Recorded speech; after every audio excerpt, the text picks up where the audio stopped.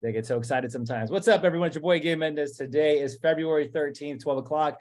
Sales cadence call for 30 minutes. We're going to answer live questions about escrows, buyers, sellers, objection handling, marketing needs, and then from there, get you guys amped up, ready to rock and roll. Stephanie has a question about filming education content and how to maximize the exposure so you get the highest return on investment.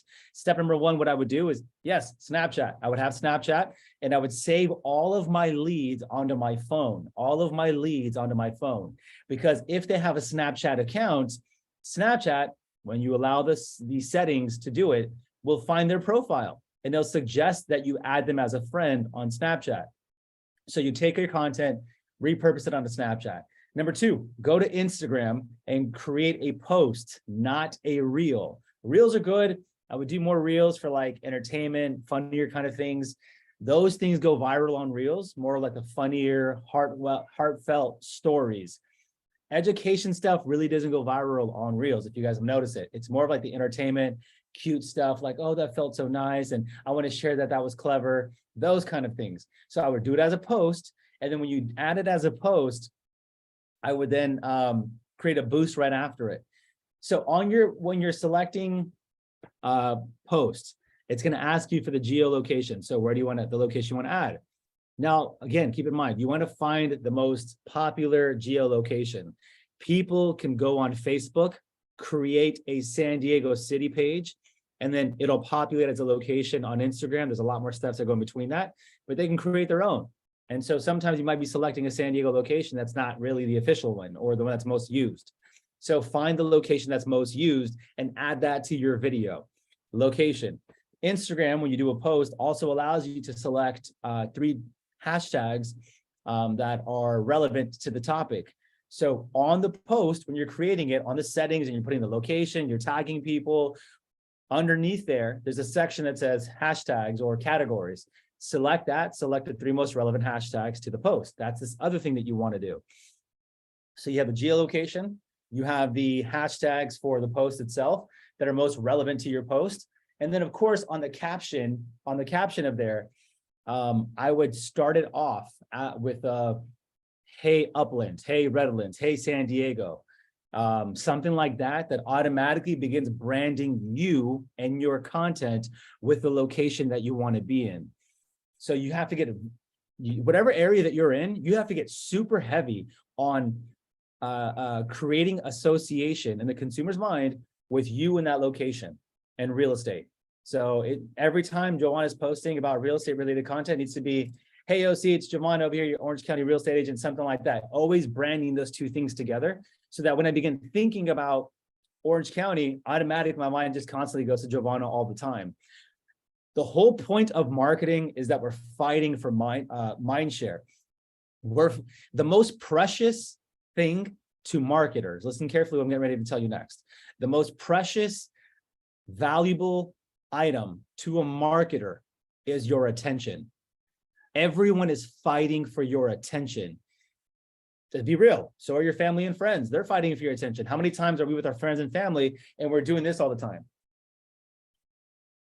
Just scrolling and texting and all that stuff. They don't have our attention. Marketing's all about attention, grabbing attention. That's why I'm telling you guys right now, you need to get their attention. Hey, Carlsbad, hey, San Diego, hey, OC, hey, Upland, hey, Redlands. The conversation needs to begin like that in the very beginning. Later on, it'll change. So in your settings on Instagram, Stephanie, to answer your question, do those hashtags, do the location, do the hashtags on the copy when you're writing it. So, hey guys, watch this video, 1, 2, 3, 4, 5. You're writing out the whole copy. At the very end, I would add like 5 to 10 hashtags at the bottom. And the hashtags that I would add are ones that are relevant to the post and that what people would search and where they would find your video. Like TikTok, you do hashtag funny real ideas or funny TikTok ideas or something like that, or dog videos, and they see a boatload of dog videos. That's what your hashtag should be on your post. So if you're creating education content, what would you search? Let me ask you this question. What would you search on Instagram to find your video? What would you search? What would you type? So sit back and think, well, if I wanted to learn how to fix my credit in Redlands, then I would probably say credit repair Redlands, or how to fix my credit in Redlands, or something like that. That's what I would do. You're not looking to market to other real estate agents. And maybe like Upland Realtor or OC Realtor, something like that. That would be one of the 10 that I would use. Whatever gives you the most exposure and the highest probability to be found. That's what I would use. All right, so that's the post. Now we're talking, okay, so let's go back so everyone's on the same page. Right now we're talking about exposing content that has the highest ROI, so you can get the highest ROI. Number one, Snapchat. Number two, Instagram. Once you post it, the next thing I would do is I would be in an engagement group. So all of you here at the Winner's Circle, start engaging with one another. Start creating, if you want, here's why you want an engagement group. An engagement group is about 10 to 15 people on Instagram, on a group chat on Instagram, and all of you agree that when one person makes a post and they share it in the page, that you agree to go onto their post, like it, and comment on it. That's called an engagement group. An engagement group is going to help your post get more visibility on Instagram. Remember, what is Instagram's purpose? The purpose of Instagram is to keep people on their platform.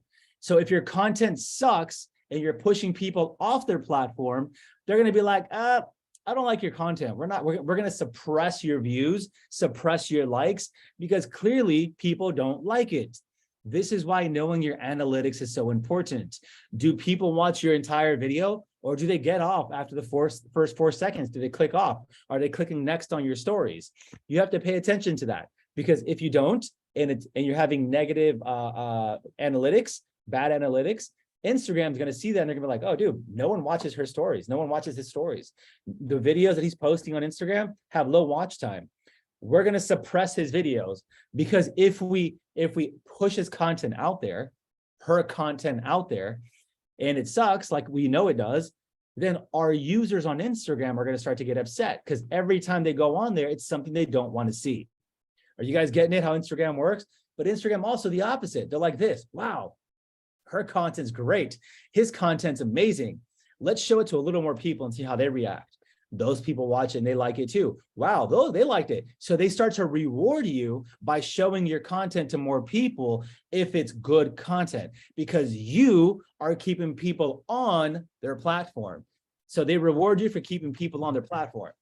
So let's go back to the posting. So you post it, you get that stuff in an engagement group, have the entire group comment and like on it, so that it continues to blow it up.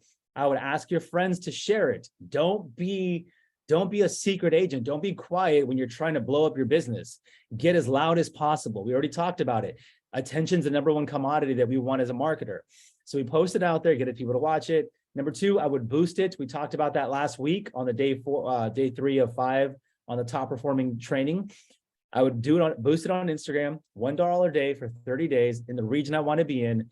And I would, as the action that you want people to take, because it asks you on Instagram, do you want them to visit your profile, visit a website, or send you a message? For the purposes of having a higher ROI, I would select send message. So this way, as they're scrolling on Instagram and they see it, they're like, oh, they watched the video, they listen to it, they read your script, they read the copy. They don't have to do anything else. They don't have to go to your profile, nothing else. It's just send message and it takes them directly to your DM. That would be the other thing that I do. The third thing that I would do, I would take that same content and I would email it out to my entire database. So everyone in my database, I would create a mass email blast to all my past clients, mass email blast to all my leads, current and past, and people who've been cold for a very long time. And I would make one strictly to the real estate agents whose emails I've been saving. All of them can get it, especially because now we're at this company, all of them can get it. And the message is going to be different for all of them. So for your past leads, it's gonna be like, hey, I've been thinking about whatever the video is all about. And then if it's to your past clients, it's like, hey, I created this educational piece. Do you have any friends or family who are looking at buying? If you do, have them watch this video. It's very helpful. And if you're sending it to agents, it's like, hey, I have this video idea. I hope this helps you out. If you know of anyone, feel free to copy it, whatever. You want to add value to the real estate agents because we're in this business and it makes sense now that we're in this company. Otherwise, if we were with Century 21 or Coldwell Banker like we used to be, I would say don't even bother sending it to anyone else. But now we are, because you guys are incentivized to bring agents into the company. Next thing that I would do, I'd go to Facebook. I would add it to every community group that you are part of in that region. Be careful with these Facebook groups because they do have a lot of strict guidelines on what you can post and can't post. You're not allowed to solicit in most of them. So when you post it, you have to be very careful with how you word it. Take a look at some of the other wording on there. Some of the groups that I'm in, if I were to post educational content on there, I would say something like, for example, one of the groups that I'm in is Otay Ranch Dads. I'd be like, hey, what up, Otay Ranch Dads? I just wanted to share this info with you guys. Hopefully it helps you out. Have a good day. Something like that. No salesy at all. Not my number. Text me if you have questions. Nothing like that. Because if you do that, then they're going to flag it. They're going to delete it, not even allow you to post it. And then they're going to give you a warning like, hey, don't solicit in this group. We're not supposed to solicit. However, if it's educational purpose and you're just trying to help people out, you word it that way, then you have an argument with the administrator and you can say, hey, because chances are they're still going to decline it anyways or like reject it. But at least you have an argument now and you can say something like this. Hey, listen, this isn't to solicit business. This is literally just to help the people in this group so they have a clear understanding of how credit works. I didn't ask them to sell anything, buy anything. That's how that works. So I would do it on Facebook groups. I would post it obviously on my Facebook business page, and then I would text it. This is the last thing that I would do to maximize that content. I would personally text it to all cold leads, people that I have had a trouble getting in contact with, sellers or buyers. I would text it to them and say, hey, I recorded this video. This is exactly the script that I would use. Hey, name, I recorded this video about X earlier, and I thought about you. Hey, Stephanie, I recorded this video about credit repair, and I thought about you. Take a look, and if you have any questions, send me a message. Hope you're having a good day. The conclusion doesn't really matter. The first part's the most important. Hey, Steph, or hey, Giovanna, or hey, Miguel, or hey, Kat, hey, Anne-Marie, hey, Alondra, hey, VNA. Because think about it, you're calling them out by name now. You got their attention. Like, oh shoot, they call me by name. If you just say hey with an exclamation mark, that crap looks like a blast message. Like you're just copying and pasting it to everybody. But if you do like, hey, Giovanna, I recorded this video about credit repair and I thought about you. When I say I thought about you, that phrase is so powerful because now you make it exclusive to them. Could you imagine like if I called one of you guys and I was like, hey, Des, dude, I was out here just shopping around and I was looking at these real estate courses and I thought it would be helpful for your husband, and I thought about you. She'd be like, wow, it's so sweet. Like, thank you for thinking about me. Very genuine. And it's just a really good part of the script to use. Send them the video, then the conclusion, it can be whatever it needs to be at that point. It can be something about just like, hey, so, if you have any questions about it, send me a message. We'll chat soon. Have a good day. That's it. You don't want to be salesy. You want to fight. All you're doing is just dripping on them. If you read the book, which all of you should be reading, Jab, Jab, Right Hook, he talks about it in the book. Add value, then ask for the business afterwards. Right now, you're rebuilding the business. Okay. That's where I would expose your content, which you can do all of that for free. It will put you in front of thousands of people and you'll have the highest ROI doing it that way. The advertising, last thing I'll touch on that. I would advertise it on Facebook and on Instagram. Yes, you can advertise it on Facebook and it will select and send it to Instagram. I do both. I go to Facebook and boost it on Facebook, and then it sends it to Instagram. And then I get off Facebook, then I go to Instagram and I boost the post on Instagram.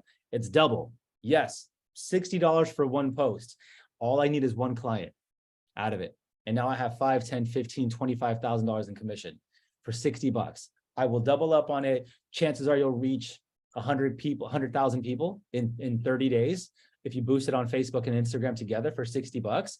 And then on top of that, the people that you've emailed it to, you've texted to, the people on Facebook and Instagram that you shared it with, your engagement group, it's going to get a lot of organic views. Last thing is this: don't just post it once and forget about it. Don't just post it once and forget about it. No one is going to go back on your video and scroll back and look for your old content. No one's going to do it. I don't even look back at my old content. I'm like, shit, what happened yesterday? And now I'm thinking about the next post tomorrow. So don't do that. I would probably, depending on your audience, this is something that you have to figure out. With my audience, I'd probably repost it once a month and reshare it like that. But, I would be okay with you if you did it once every 2 weeks. Again, it's education and it's relevant. And if you're trying to capture those people's attention and you're posting at least once every couple of days, it'll get flooded out anyways. Make sure that you have a thumbnail for every video that you post on Instagram and Facebook, because when they're scrolling through your videos, you just want it to be bam in their face right away. And if you go to my Instagram, you'll see all the education stuff that I'm putting out for agents. I'm having the thumbnail right there. How to, whatever it is, and I have it right there so no one has to guess what they're looking at. Okay, any questions on how to expose your content and maximize it for the highest ROI? Steph, you specifically, and everyone else. No questions. That was actually a really good reminder, all in one video. I loved it because going back to the Slack channel, and we've covered through all portions of this. So just having everything in one video, like a little reminder, just to watch this before posting a video is very helpful. So I appreciate that. Love it. Anyone else? Anyone have questions about buyers, sellers, escrows, objection handling, marketing? Gabe, I actually have a question. Do you recommend getting the smart number with KV Core or just using your personal? Because you do have your personal, which is connected to, like, for example, you input all of your clients into your personal phone, and that gives you access to whatever profiles that they do have on social media. But with KV Core, then you wouldn't be able to, because that's a different number. Correct. So what do you recommend doing? Using your personal, or? If you're going to use all the features on KV Core, like all the landing pages, the QR codes, open house stuff, you're going to do all of that, then get the number. If you're not going to maximize all of it, then don't. I just got it literally because of last week's call. I just got it, and we're experimenting with it. Okay. And I'll be able to tell you if it works for me. I'm going to give it 90 days, and with a fair shot. If it works out, great. And if it doesn't, we're going to stop. Okay. Sounds good. Love it. Thank you. Absolutely. Who else? We have 4 minutes left. What's on your mind? What have you been struggling with? What's the challenge you've been having on the business, or just like something you've been thinking about? They're like, I can't do this. It can be even about mindset. We can talk about mindset if you guys have a question about that. But we have 4 minutes. Let's get it out. This is your opportunity. Okay, so I'm not sure if my question, I feel like it's going to take more than 4 minutes though. Basically, if I have a military spouse or a couple friends that are relocating and they know I am only licensed in California, but how can I help them get a referral out in another state? How do I find that agent? And how do I know that this agent's going to be, they're going to be left in good hands? Like they obviously are messaging me because they trust me. They know, like, and trust me. So I don't want to mess up and send them to the wrong agent out in whatever state, so that's a little scary.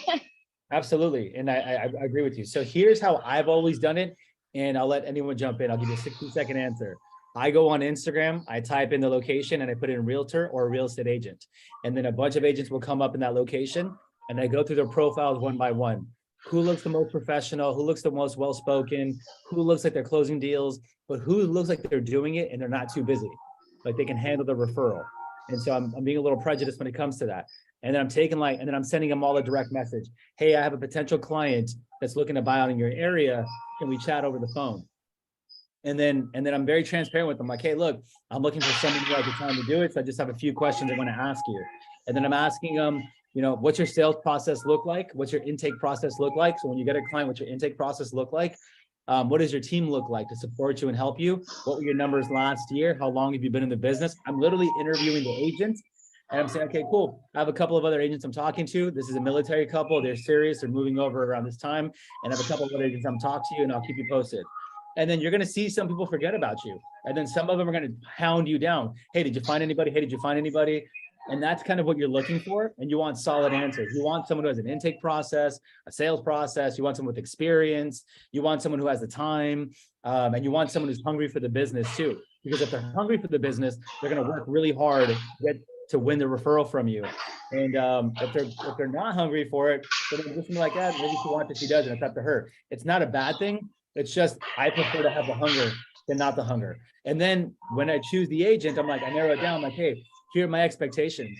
I expect, what I expect is that for my client to be treated the same way I treat them or even better. So communication 7 days around the clock, texting them, messaging them, making sure that they're well taken care of, pre-approved with your lender, XYZ. I'm just setting that expectation up front of what I want. And then when I make the referral, the handoff, I let my client know, hey, look, I've vetted 5 agents. I've interviewed 2 of them. This is the best one out of all of them. If I was going to send my mom to anyone, that would be the one I'm sending my mom to. But at the same time, it may not work out. So I need a favor from you, client. Can you please have your, just give me an update once a week, or once a week to see how it's going. And if it's not going good, I'll fire them for you. Sound good? And they're like, thank you so much, Bina, you're so amazing. And then when you make that introduction, send the referral fee agreement over to the agent, have them sign it first, and then you send the contact information for the client. Okay, got it. Thank you so much. Anyone else have any input on on what you would do differently? I wouldn't say anything differently. I would say though that that's why you like to follow people on social media, like other agents that are not in the area as well, just because you can get a good rapport with them beforehand, and they may send you offers, or clients. So it's not a bad thing to follow other realtors. I think, in my opinion, I think it's a good idea. I have realtors in Seattle I follow, in Texas. So if anybody is moving to Texas, I always got a realtor, you know what I mean? So things like that. And then I get in good rapport with them. I actually comment on their things and engage with them. And then they're like, oh, cool. So, and it's a referral base. And then you get obviously a piece of that as well. When you refer out, you get like 25%. So, but that's another thing too. Don't forget to do that. That's a referral paperwork that you have to fill out. I forgot, can't have a brain fart right now, but you got to do that before you hand off the client. So that way they are aware exactly how much referral fee you are getting. So. I love that. Good answer, Thank you, Kat. Kat. Anyone else? You're welcome. Input to that? Okay, we're down to our last 30 seconds. Does anyone have any final questions or thoughts they need help with on anything? Here's the last thing I want to, if you do, go ahead and just unmute yourself and say it. Otherwise, here's my final thoughts. When it comes to sales, I want all of you taking a look at your calendar, and I want you to look at the next 5 days. If you have slots in your calendar where they're empty, you don't have a green block, which means the green should be a money-making activity.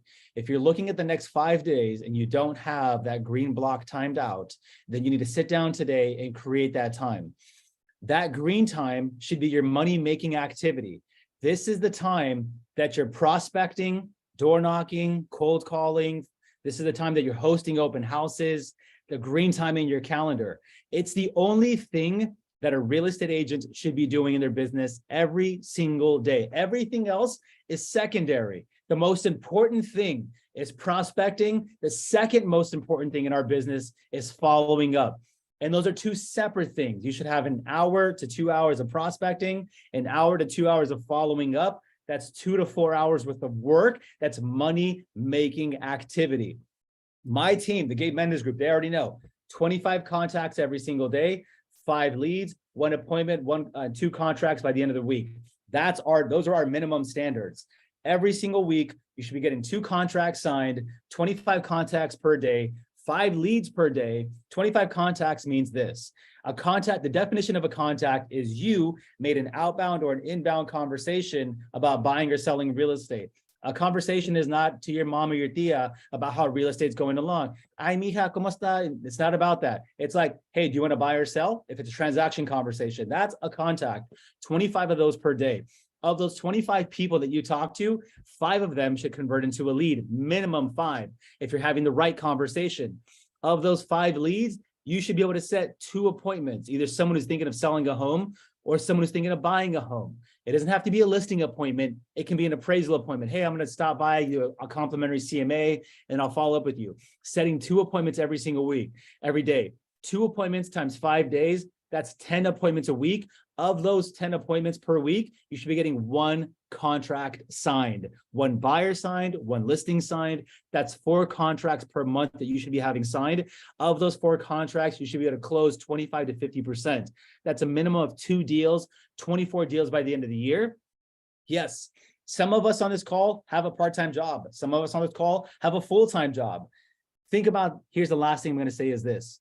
If you have a current part-time job or a current full-time job, and if you've had previously a current part-time job or a current full-time job, like I did before real estate, if you did, here's the last thing I'm going to say to all of us. Isn't it crazy? Isn't it funny how much time, energy, excellence that we commit to someone else's business, yet we won't commit that level of excellence to our own? If you have a part-time job, or if you've ever had one, and a full-time job, we show up when we're supposed to, we dress up the way we're supposed to, we request time off the way we're supposed to. And that's excellent. That's great. You want to do that. That's excellent. But most of us won't do it for our own business.